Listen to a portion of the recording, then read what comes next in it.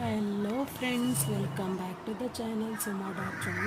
So ನಾನಿವತ್ತು ಹೋಗಿದ್ದೀನಿ dental ಟ್ರೀಟ್ಮೆಂಟ್ಗೆ. ಸೊ ಪ್ರೀವಿಯಸ್ ಡೇ ನೀವು ವ್ಲಾಗ್ಸ್ ಹಾಕಿದ್ದು ನಾನು ನೋಡಿದ್ದೀರಾ ಅನ್ಕೋತೀನಿ.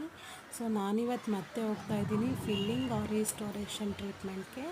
ಸೊ ಡಾಕ್ಟರ್ ಎಲ್ಲ ಒಂದು ಟ್ರೀಟ್ಮೆಂಟ್ ಪ್ರೊಸೀಜರ್ಗೆಲ್ಲ ಸ್ಟಾರ್ಟ್ ಮಾಡೋ ಟೈಮಲ್ಲಿ ಸೊ ಬ್ರೇಕ್ ಇತ್ತು. ಆ ಟೈಮಲ್ಲಿ ನಾನು ಇದೆಲ್ಲ ಕ್ಯಾಪ್ಚರ್ ಮಾಡಿಕೊಂಡೆ.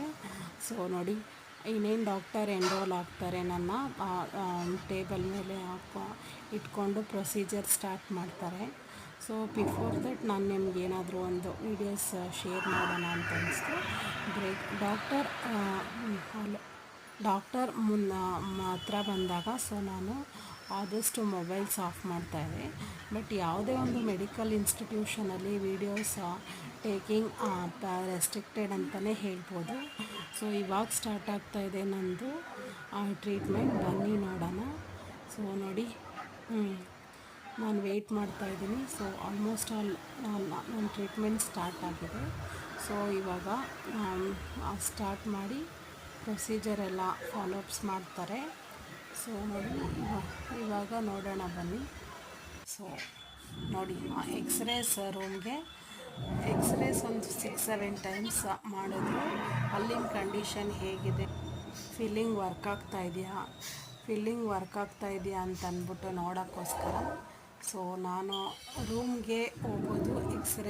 ಎಕ್ಸ್ರೇ ಟೈಪ್ ಅಲ್ಲೆಲ್ಲ ಫೋಕಸ್ ಮಾಡ್ಕೊಂಡಿದ್ದಾರೆ, ಯಾವ ಟ್ರೀಟ್ಮೆಂಟ್ ಮಾಡಬೇಕು ಅದನ್ನೆಲ್ಲ ಫೋಕಸ್ ಮಾಡ್ಕೊಂಡಿದ್ದಾರೆ.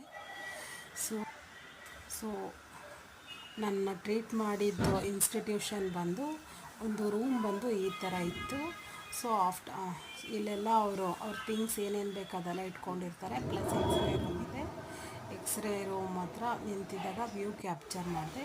ಸೊ ಆಫ್ಟರ್ ದ ಟ್ರೀಟ್ಮೆಂಟ್ ಮುಗೀತು ಫ್ರೆಂಡ್ಸ್. ಸೊ ನಾನು ಮುಗ್ದಾದ್ಮೇಲೆ ಒಂದು ಸಣ್ಣ ಕ್ಯಾಪ್ಚರೈಸ್ಡ್ ವೀಡಿಯೋ ತೆಗ್ದು ಮೂಮೆಂಟ್ಸ್ ಶೇರ್ ಮಾಡೋಣ ಅಂತಂದ್ಬಿಟ್ಟು ವೀಡಿಯೋ ತೆಗ್ದು.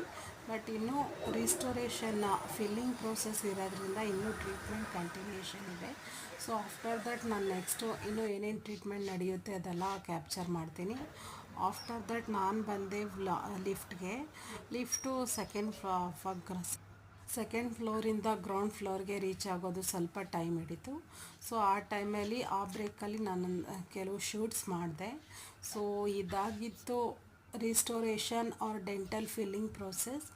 ಇನ್ನು ಮುಂದಿನ ವ್ಲಾಗ್ಸ್ನಲ್ಲಿ ನಾನು ಇನ್ನೂ ಅಪ್ಡೇಷನ್ ಕೊಡ್ತೀನಿ ನನ್ನ ಟ್ರೀಟ್ಮೆಂಟ್ ಹೇಗಿತ್ತು ಅಂತ.